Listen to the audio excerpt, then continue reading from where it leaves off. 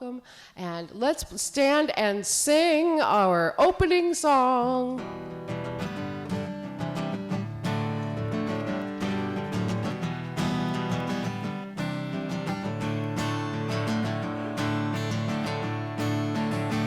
Everybody sing praise, praise, praise, praise. Praise for the journey of awakening.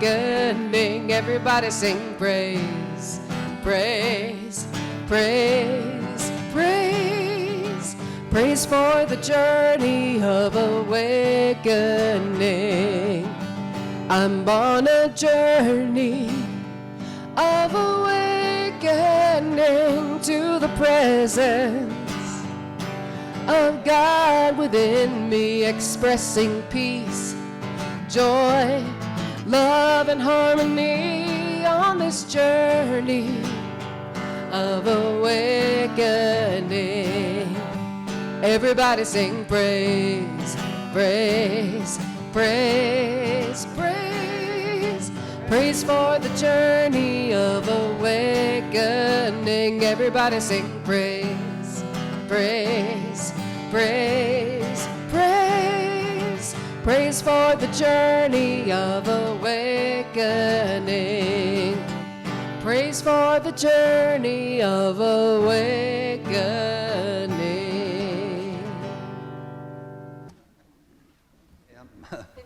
Okay, I'm not Susan, but I'm Bruce Crack, and welcome to the center. My name is Bruce Crack, and I'm your trustee today. On behalf of Reverend Donna Maurer and the Board of Trustees, I'm privileged to welcome you here to Sonora Desert Center for Spiritual Living. Whoever you are, wherever you are in your spiritual path, here you will be validated, supported, and encouraged to be all that you're meant to be. Our vision statement, which I like, is love in action every day. We express this love by learning and the living principles of science mind. You'll find that declaration on the back of your bulletin. Please join me as I read. I believe there is an infinite intelligence operating throughout the universe. I believe this intelligent power is only good. I believe this intelligence expresses as me. I believe through my conscious use of this power, I create my life as happy, healthy, and complete. And so it is. Let's see, okay. I think we have one. I saw one, was it her name, Joanne? Jonah? Jonna, welcome. Could you? Welcome. And I'd like to introduce Jan D. Jan? She's a new neighbor. Oh, well. And she's looking for a spiritual place. Whoa. Well, welcome. Thank you. Thank you for coming. Thank you both. And you came at a perfect day. We have extra treats for today. She brought a dish. Oh, I see. Oh, my. That's, bring her back real quick. Okay. I'd like to thank everybody that's here that makes this celebration important and very special. Every one of you that count. Okay, we have one special announcement. Okay, real quick.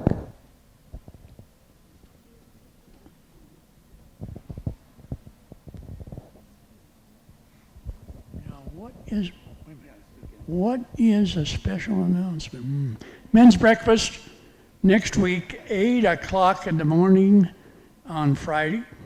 And there's a sign-up sheet. Did I say Saturday? Friday? Saturday. Oh, I messed it up, didn't I? Saturday at 8 o'clock. And there's a sign-up sheet for you to bring a dish, but you don't have to, but it's great if you do. And it gives us an idea of what we're going to eat. So please, this is really important because what we decided is this time around June, we will decide whether we're going to have it in July or then to August and so on, whether it's going to be carried through in the summer. And if there are enough people that want that, and I'm saying it doesn't have to be a huge amount, then we'd be pleased to continue it. So show up, men, and any of your friends are welcome. as long as they're men. And that's the story. Thank you very much. Yeah, turn off your cell phones, please.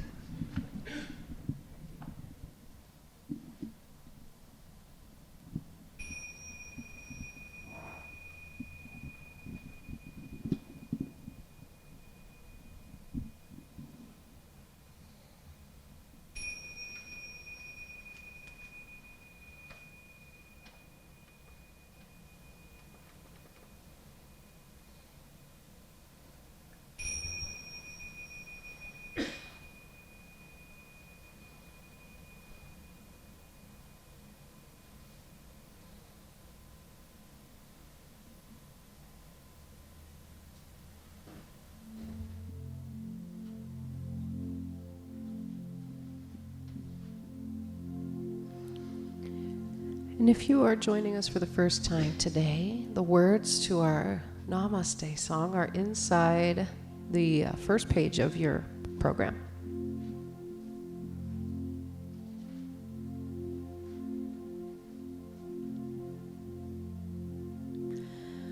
The God in me beholds the God in you. It is all for our greatest and highest good. The God in me beholds the God in you, and you and I are one. Namaste. The God in me beholds the God in you. It is all for our greatest and highest good. The God in me beholds the God in you, and you and I are one. Namaste. Namaste.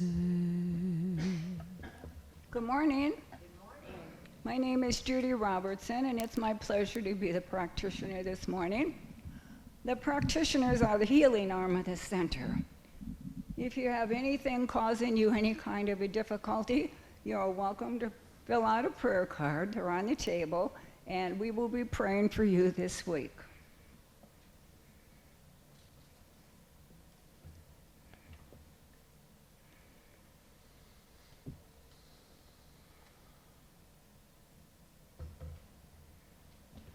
If you would care to get comfortable and close your eyes while I do the invocation. And this invocation is from The Oversoul by Ralph Waldo Emerson.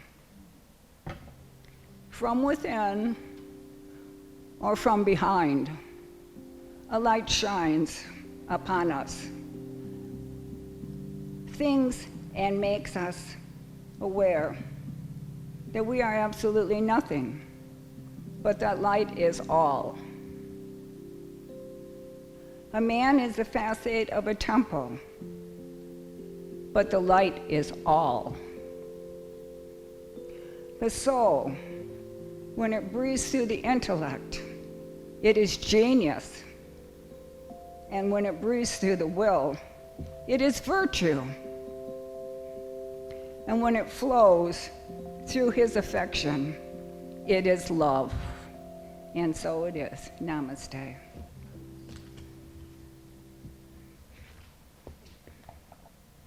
My talk today is entitled The Divine Miracle, and it is from the Science of Mind magazine. There is nothing in life that happens to you that is not an opportunity for great learning. There is life happening, and then there is a spiritual truth in each and every situation. In that perfection is the process of your inner evolution. So when you can begin to see your life from a spiritual perspective, you will experience heaven on earth. And in that you will obtain joy and salvation. We're all given opportunity after opportunity to reveal the truth of our being. It is for you to understand. Nothing happens as a punishment, but rather as a lesson. It is our birthright that we should learn and grow from our life. It matters not what the circumstances. Look for the spiritual truth. Find the light behind the darkness. We are here to grow and become. There are no accidents. So when we actually do realize that everything is occurring for our own spiritual growth, then we can ask the question, quote, what am I here to learn from this? What possible good is there in this situation for me, end quote. So to remember your true identity as divine spirit, this is a human walk. The human experience is to find God in everything. So how grateful I am to be on this journey with you, a self-discovery. So let us thank God and welcome our own becoming. Namaste. Now I'll take this candle as I hold the hot watch. Thank you.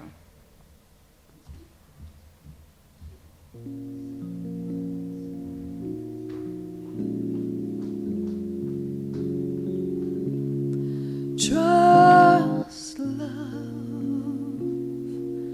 trust love, trust God, that love is everywhere, and we are here to be the perfect givers of love and receivers of and love will have the final word. Trust love, trust love, trust God, that love is everywhere, and we are here to be the perfect givers of love and receivers of love, and love will have the final word. No one ever loses when one trusts love, for love is something that love will not ever fail. Love is the essence of the Spirit that is known by always giving. Love always sees the truth beyond the appearance that was showing. Love judges not, and love renews, yet love renews. Love is a healer, oh yes it is. Love loves to love, love loves to love, and we'll keep on being love, and we'll keep on being love. This is its holy way. So trust love, so trust love. Trust God, that love is everywhere, and we are here to be the perfect givers of love and receivers of love, and love will have the final word. No one ever loses when one trusts love, for love is to live within the holy breath of God. Love is the essence of the Spirit that is known by always giving. Love always sees the truth beyond the appearance that was showing. Love judges not, and love renews. Yes, love renews. Love Love is a healer, oh yes it is. Love loves to love. Love loves to love. And we'll keep on being love. And we'll keep on being love. This is its holy way. So trust love. Trust love. Trust God. The love is everywhere. And we are here to be the perfect givers of love and receivers of love. And love will have the final word. We are here to be the perfect givers of love and receivers of love. And love will have the final word. And love will have the final word.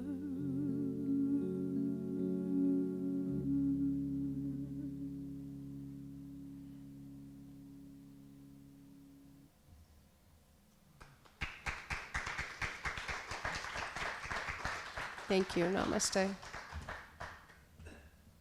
was beautiful. Thank you, Heather. Good morning.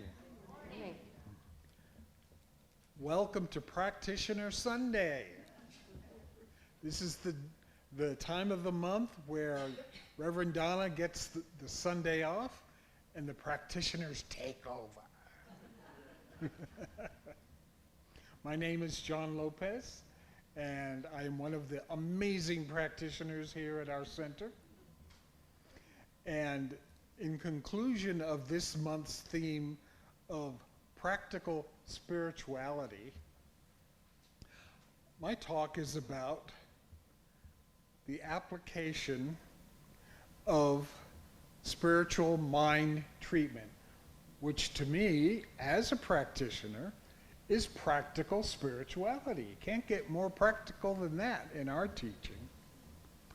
Unlike traditional prayer, which supplicates or asks for favors from a separate and outside deity, spiritual mind treatment takes place within oneself and directly addresses the subjective God-mind, which is already and everywhere present. It's already here and everywhere present. This mind is intelligent, receptive, but neutral, and reflects back into form whatever is thought into it. As my favorite quote from Thomas Troward states, the universal creative power has no mind of its own, and therefore you can make up its mind for it. So when he's talking about the universal creative power, he's talking about an aspect of God. He's not talking about God itself, because God is mind. Now this sounds very practical to me. Troward continues by saying, there is no intention on the part of universal mind to thwart the intention of our own individual mind. We are dealing with a purely impersonal force, and it will no more oppose us by specific plans of its own than will steam or electricity. Ernest Holmes, in the Science of Mind textbook, defines treatment as a statement in the law, embodying the concrete idea of our desires and accompanied by an unqualified faith that the law works for us as we work with it. As a physician treats a patient with medicine and surgery for a physical condition, a practitioner treats a client spiritually and mentally. Thus the term spiritual mind treatment.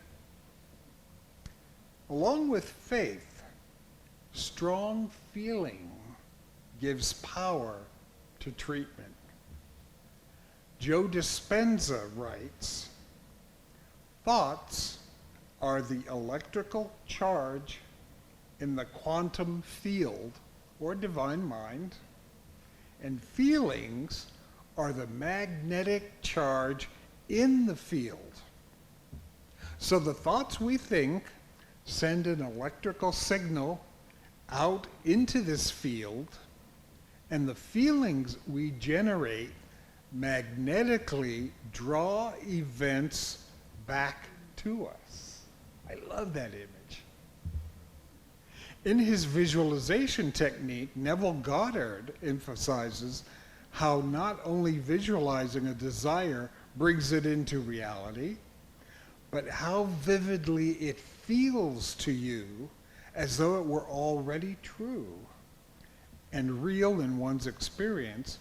That will determine the quality of its manifestation. There is no hocus pocus in a mental treatment. It's always definite, conscious, concrete, and explicit. A treatment is an active thing. It must contain an active goal, desire, or intention. They are definitely, constructively, actively stating, sensing, knowing, and feeling some specific good. A passive meditation will never produce an active demonstration,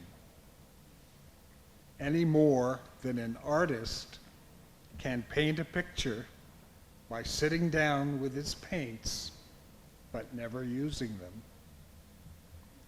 A treatment always is given in the present tense and in the mind of the practitioner, which is an outpicturing and extension of divine mind. It doesn't change God or make things happen. What it does is it creates receptivity and space in the quantum perfect potential field so that things may happen. Okay?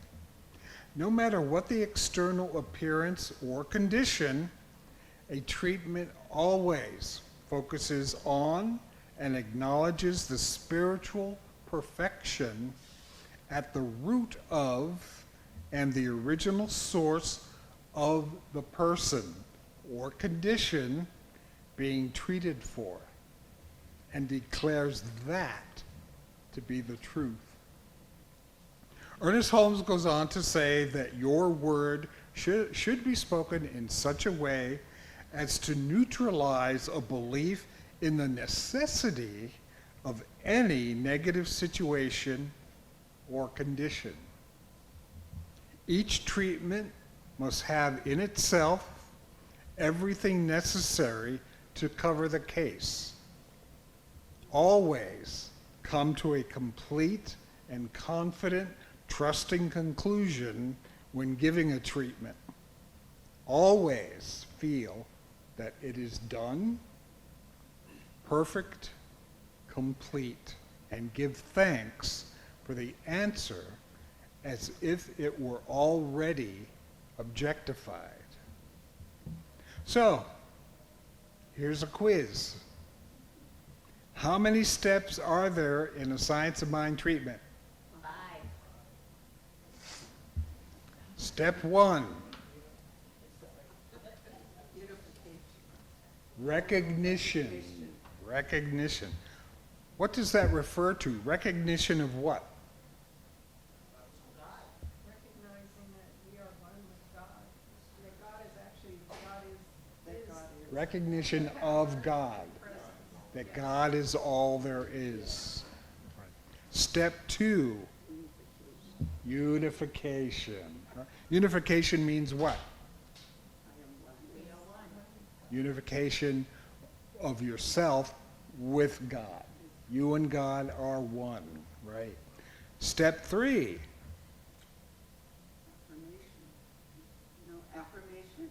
Affirmation, declaration. That's where you state your desire, your purpose, your intention. And you state it in what? Present. The present tense. Why? So it can happen now. Because we are declaring that what we are intending or asking for is already done in spiritual mind. In God, there is no time, right? Time is here in the physical. But in God, there is no time. Step 4. Gratitude, thanksgiving. Thanks that our word is already heard. And it's not given, the thanksgiving is not given with attitude or arrogance. It's being humbly grateful that our word is already heard. Step 5. Release. Release. I'm getting signals from back there. I don't know what they mean. Release. Releasing into mind, planting the seed to let it grow. Right? You plant the seed, you let it grow, and then you walk away and go about your business and let it demonstrate. So now, how long should you treat for? What happened? Already happened. Till you get a result. Hello. Don't dig up the seed you've planted to see if it's growing. Allow it to germinate. Now, a practitioner can do 3 kinds of treatment, or it's what we do here. What we call a 1-minute miracle, like we do here at church after service, as part of a daily prayer list, or in a full private professional practitioner session, which is normally about an hour and incurs a fee. A 1-minute miracle is more akin to a declarative affirmation. We get right to the point and state the client's request in no uncertain terms. All 5 steps are incorporated into one concise, focused, and affirmative statement. Now, a prayer list treatment is a 1 or 2 sentence declaration incorporated into a list of several other treatment requests that practitioners individually or as a group do during the week on a daily basis for or about a person, situation, or condition. And this usually changes weekly as new requests are made. So that's when we ask you to fill out a prayer request. Our practitioner of the day will take those home, send it out to the rest of us, and we will pray for you all week long. Now, a full professional practitioner session is usually about an hour long, incurs a fee, and goes into greater detail and is deeper. The client fully describes the situation or condition they want treatment for, including their feelings and beliefs about it. The practitioner listens and holds the client in love, acceptance, receptivity, and non-judgment. The client is always held in a consciousness of spiritual perfection, no matter what the appearance or condition. The practitioner might also take notes, make comments, or offer insights, but does not counsel. The session is not a therapy session, nor is the practitioner trained or licensed to do so. The healing is purely spiritual and mental. The client is invited to look at specific beliefs they might have regarding their situation, and if those beliefs still work for them. And if not, whether they're willing to transform them. When the client feels complete, they're asked what they would like treatment for specifically, as this anchors and solidifies in the client and the practitioner's mind what to focus on and the direction the treatment might take to address the client's desires. Now, before giving the actual treatment, I always ask the client if they're willing to have the treatment work. If they have doubts, I ask them if they at least are willing to have me know they're good for them. And usually, okay, yeah, you can know it for me, sure, all right. The actual treatment can be longer, deeper, and more detailed than, say, a 1-minute miracle, as the practitioner allows themselves to open and receive whatever flow of consciousness spirit wishes to express through them. They go with the spiritual flow. Once the practitioner feels complete and fulfilled, with all bases covered, they release their word fully into subjective mind, knowing it is immediately manifested, and they close with, and so it is.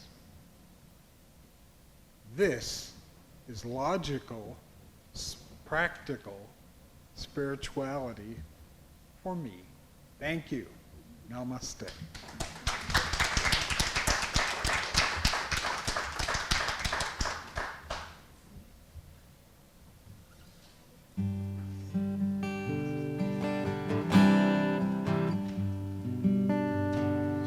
It's in every one of us. I just remembered. It's like I've been sleeping for years. I'm not awake as I can be, but my seeing's better.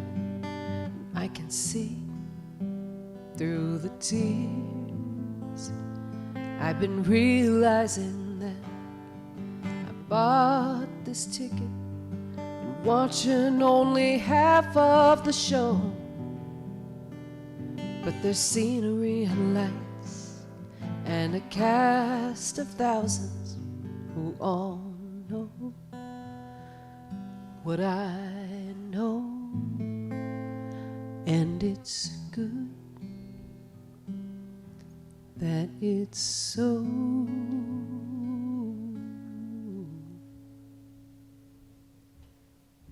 Good morning. My name is Louise, and I'm going to also do a talk on practical spirituality, but I took a completely different route. So, Spirituality is anything that uplifts us. That's a quote by Swami Kriyananda. Spirituality is whatever makes us a better person, helps us live in more joy and laughter, or raises our consciousness. Practical spirituality is about applying our spirituality to our daily lives. It's about how we can experience more joy and peace of mind, access our individual center of creativity, lead a healthier, more balanced life, and be of greater service to our human family through self-discovery and positive growth. Spirituality is different for each and every one of us. Spirituality is a broad concept with room for many perspectives. Some people's spiritual life revolves around their association with the church, a temple, synagogue. For others, it's more personal and inward. They get in touch with their spiritual side through private prayer, yoga, meditation, quiet reflection, art, creativity, you name it. It's whatever works for us. People may describe a spiritual experience as sacred or transcendent, or simply a deep sense of aliveness and interconnectedness. Like your sense of purpose, your personal definition of spirituality may change throughout your life, adapting to your own experiences and relationships. For me, spirituality must be practical. That is, I want to see definite results and benefits in my life. What we practice is what transforms our lives, and what you practice constitutes your personal spirituality, not what you merely believe in, but what you practice. What you practice, you ultimately embody, paving the way for breakthroughs, insights, and the evolution of consciousness. Now, the beauty and power of this is that there's no aspect of life that you cannot participate in. So we practice with the tiniest things. I want new windows for my house because it'll make a warmer, more loving place for the family. I want to deliver meals to those in need. Or as Donna stated in our newsletter a couple of weeks ago, I want to fill up someone's car with things they will need when they have just lost their home. These moments enrich our lives. With every act of kindness, we are participants in a practical spirituality. In 1982, Ann Herbert wrote on a placemat the phrase, "random acts of kindness and senseless acts of beauty." It was in rebuttal to a phrase she saw in the newspaper. The phrase was random acts of violence and senseless acts of cruelty. Herbert took a negative phrase, turned it into a way of practicing spirituality, into a book that represents a simple and powerful message of wisdom and hope. She teaches us that the world is ours, and it is up to us to create the world we want, much like John was saying with the mind treatment, spiritual mind treatment.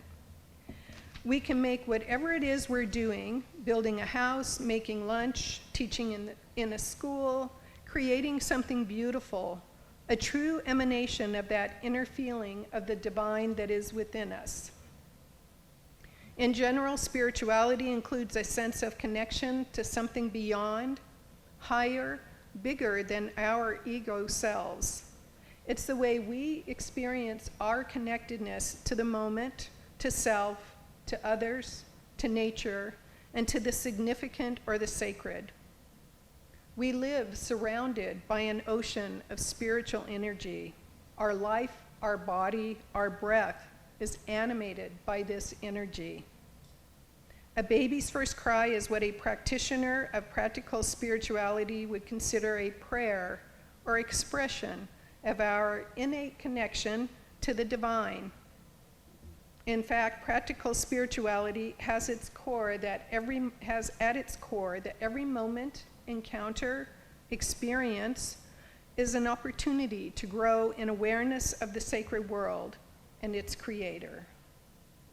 So prayer and ritual become less focused on designated times, places, and more focused on intentionally looking at and engaging the world as it is with the understanding that leaning into or living into the world will allow for more sacred wisdom to be made evident. Each one of us has a spiritual nature, just as we all have an intellectual, emotional nature. To experience our connection with spirit is a universal human need, something that touches all of us. It's about your own relationship to the highest reality in the universe and to your own bliss nature. You don't even have to believe in a higher power. You could just say it's about connecting with your own higher self. As our planet moves away from the dark age of form and matter and into a new age of energy, spirituality becomes less about authority and more about our own experience. It's about self-realization and not about which church we go to. Ultimately, the responsibility for our spiritual life can only be in our hands. Simple, but boy, it's not easy. So let's lead a more practical spiritual life and transform ourselves and our lives for the better. Let's be open to new ideas so that we may experience for ourselves how this can truly take place, step by step. Namaste.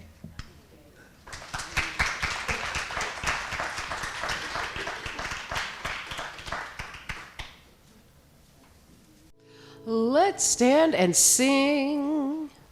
The pink sheet inside your program, it's in every one of us.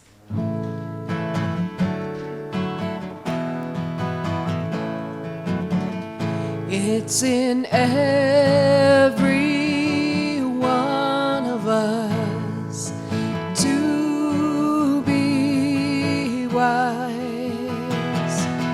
Find your heart, open up both your eyes. We can all know everything without ever knowing why.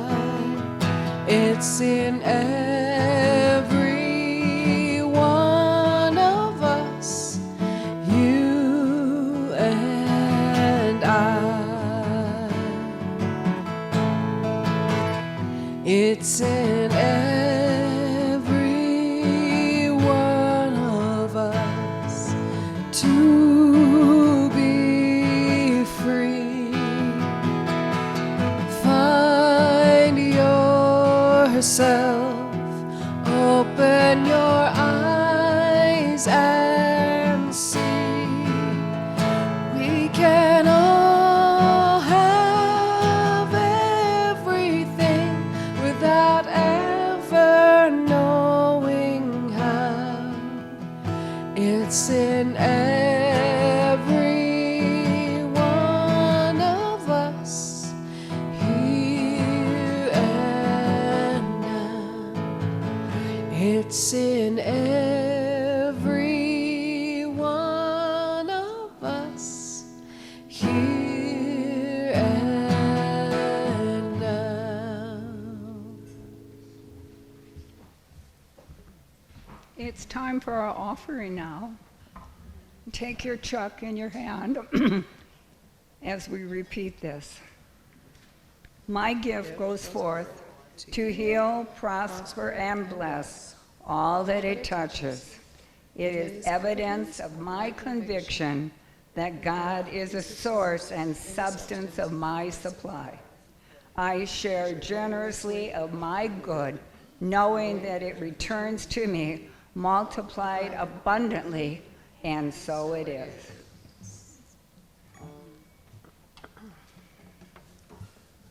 I am open to receive all the good that is for me. I am open to receive perfect love and harmony. I am open to receive all the good that is for me. And I'm open to receive I am open to receive perfect love, harmony, perfect love and harmony. I am open to receive all the good that is for me. I am open to receive perfect love and harmony. I am open to receive all the good that is for me. I am open to receive perfect love and harmony. I am open to receive all the good that is for me. I am open to receive perfect love and harmony. And now for our closing treatment. There is just the one life, and this life is in, around, and through all, because it is all. And each of us is a part of it. Being a part of this one life, we are free to express compassion, and we are free to express love. Our love for each other and God is so strong that nothing can ever sever it. God, who is love, is what we are, and is what we will always be. And let us affirm that now as we say together, and so it is. And now let us form our circle.